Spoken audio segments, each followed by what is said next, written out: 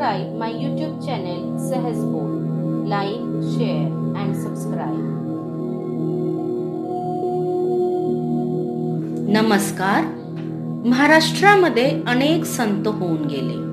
त्यापैकी मडक्यांची परीक्षा घेणारे श्री संत गोरा कुंभार यांच्या जीवनात घडलेल्या सर्व कथा आपण आज ऐकणार आहोत. महान भगवत भक्त तेरडोकी या गावचे संत गोरा कुंभार.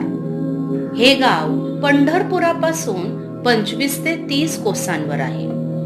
आपला कामधंदा सांभाळून पांडुरंगाचे नामस्मरण करावयाचे हा त्यांचा नित्यक्रम असे.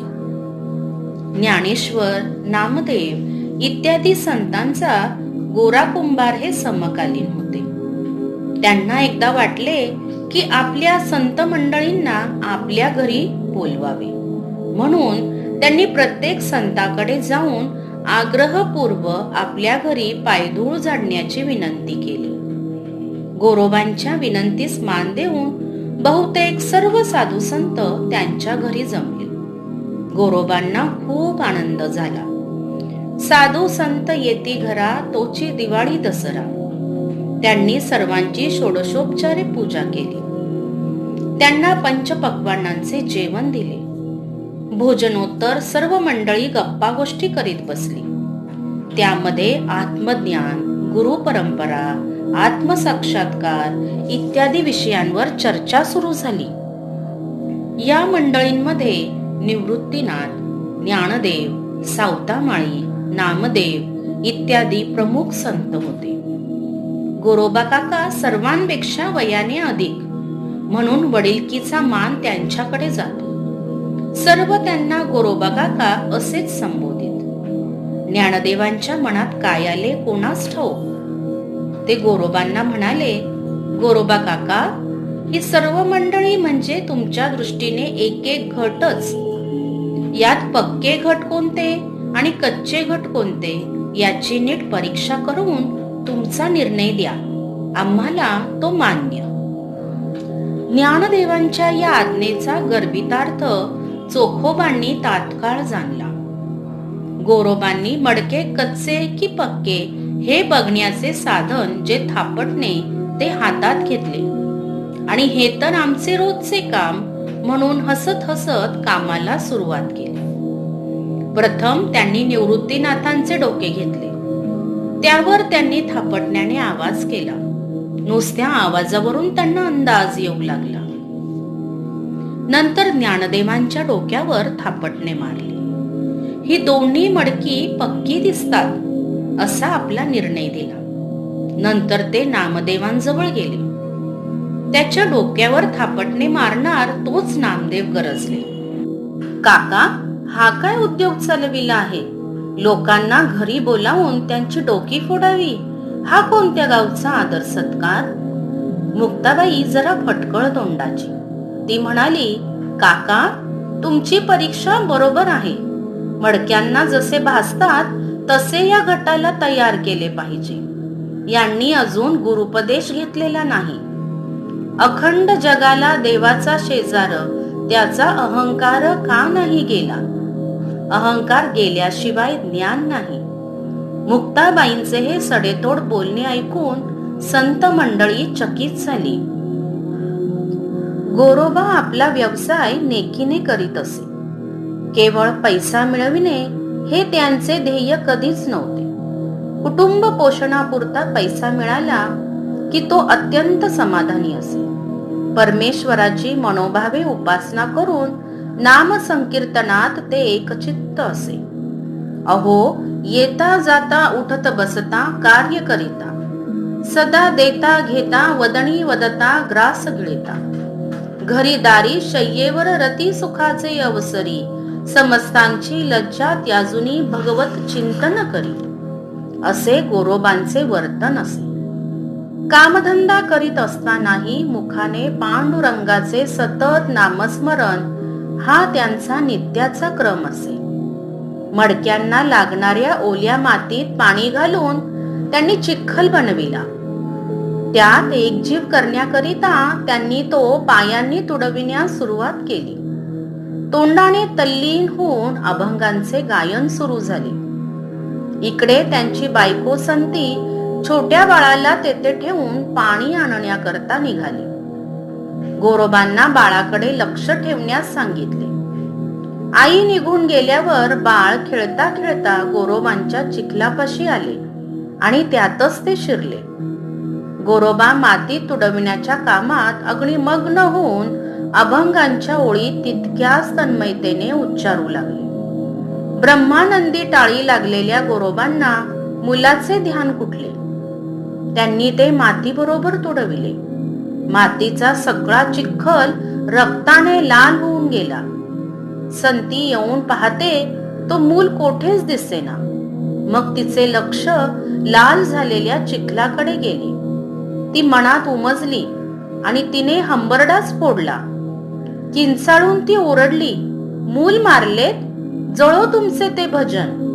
तिने आकांत केला. भजनात विक्षेप आणला.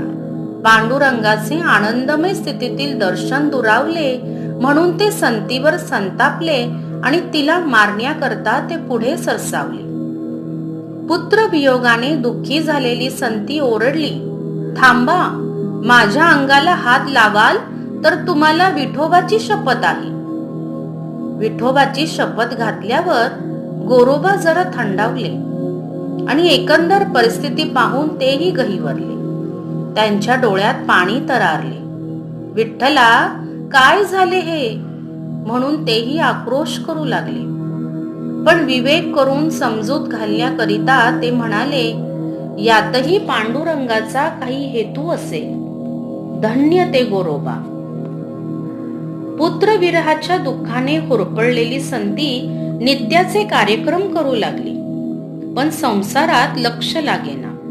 यंत्रवत जीवन झाले होते तिचे. त्यात भर म्हणून गोरोबांचे मौन. आणखीन त्यात भर म्हणजे संतीने घातलेली विठोबाची शपथ. गोरोबा संतीच्या अंगाला स्पर्श करण्याचेही टाळत. संती कष्टी झाली. संसारात मन रमेना. रमणे शक्यही नव्हते. म्हणून ती काही दिवस वडिलांकडे राहावयास गेली. वडील थकलेले. शिवाय दुसरी मुलगी रामी हिच्या लग्नाची काळजी त्यांना होती. संतीने विचार केला की आपण आता केवळ नावाची बायको, वंशाच्या दिव्याचे काय, हाही प्रश्न तिने सोडवला. ती वडिलांना म्हणाली, रामी मोठी झाली आहे, तिचे लग्न ह्यांच्याशीच करावे. तुमची काळजी फिटेल आणि वंशाचा प्रश्नही सुटेल.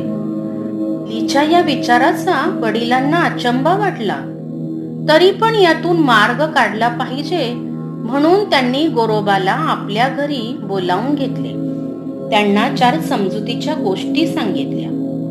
गोरोबांनीही विचार केला, संतीला सुख देण्याच्या दृष्टीने हा मार्ग वाईट नाही. आपल्याला घातलेल्या शपथेचे पालन होईल आणि वंशाचा प्रश्नही सुटेल. विठ्ठलाची तशीच इच्छा असेल असे समजून त्यांनी लग्नाला होकार दिला. रामी गोरोबाची बायको झाली. मुलीच्या वडिलांनी गोरोबांना निरोप देताना सांगितले, जावई बापू, तुम्ही देवमाणूस आहात. तुम्हाला मी काय शिकविणार. दोघींना प्रेमाने वागवा. विठ्ठलाची आण समजून दोघींकडे सारखेपणाने पहा. सर्व मंडळी तेरडोकीला परतली. नित्याचे व्यवहार सुरू झाले. गोरोबा आपल्या भजनात दंग असत. काही दिवस गेल्यानंतर संतीला रामी जरा कष्टी असल्यासारखी वाटली. गोरोबांनी दोघींना सारखेपणाने वागविले. यातून मार्ग काढण्याकरिता दोघींनी काहीतरी विचार केला. रात्री शांतपणे झोपी गेल्यावर दोघीही त्यांच्या शेजारी जाऊन निजल्या. मोठ्या धीराने दोघींनी गोरोबांचे हात आपापल्या उरांवर ठेवले. गोरोबा जागे झाले. त्यांनी हात बाजूला केले आणि खिन्न मनाने विचार करू लागले. आपल्या हातांनी हे पाप केले. आपली शपथ मोडली गेली. वैतागून त्यांनी लाकडे तोडण्याचा कोयता जवळ केला आणि धारेच्या बाजूवर हात ठेवून कचाकच दोन्ही हात तोडून घेतले. गोरोबांनी किंकाळी मारली. दोन्ही बायका बाहेर येताच हे दृश्य पाहून त्या बेशुद्ध झाल्या. लोक जमा झाले. त्यांनी सर्व उपचार केले. आणि आता पुढे काय? गोरोबा शांत होऊन म्हणाले, आपण आता पंढरीला जाऊन विठ्ठलाचे दर्शन घेऊ. तोच तारणारा आणि तोच मारणारा. तिघेही पंढरपूरला गेले आणि त्यांनी विठ्ठला पुढे लोटांगण घातले. विठ्ठला विठ्ठला अशी गर्जना केली.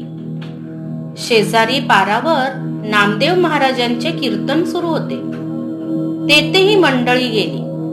ती सर्व कीर्तनामध्ये रंगून गेली. काही क्षण ते आपले दुःख विसरले. कीर्तनात विठ्ठलाच्या नामाचा गजर होई. लोक टाळ्या वाजवीत. गोरोबाई बेभान होऊन टाळी वाजवण्याकरता आपले थोटे हात वर करीत. टाळी कशी वाजणार? मन थोडे खट्टू होई. पण विठ्ठल त्यांच्या पाठीशी उभा होता. गोरोबांची केविलमानी स्थिती पाहून उंचावलेल्या थोट्या हातांना पूर्ण हात फुटले. गोरोबांचा आनंद गगनात मावेना. त्यांनी जोर जोराने टाळ्या वाजविल्या. हात पूर्ववत झाल्याची खात्री करून घेतली. सर्वांना हा चमत्कार पाहून स्तिमित करून सोडले. जमलेले सगळे लोक आनंदाने नाचू लागले. विठ्ठलाच्या नामाचा गजर सुरू झाला. या गजराने अवघी पंढरी दुमदुमली. गोरोबांची भक्ती फळाला आली. त्याचा अधिकार लोकांना समजला. ज्ञानदेव, नामदेव, निवृत्तीनाथ तेथे होतेच. त्यांनी प्रेमभराने गोरोबांना आलिंगन दिले. गोरोबांच्या जन्माचे सार्थक झाले. संतीला उपरती झाली. आपले अपराध पोटात घालण्याबद्दल तिने विठ्ठलाची कळकळून प्रार्थना केली. रुक्मिणीला संतीची दया आली आणि आश्चर्याचा दुसरा धक्का म्हणजे तिचे बाळ तिच्याकडे धावत आले. तिने विठ्ठल रखुमाईला साष्टांग नमस्कार केला. धन्य ते गोरोबा.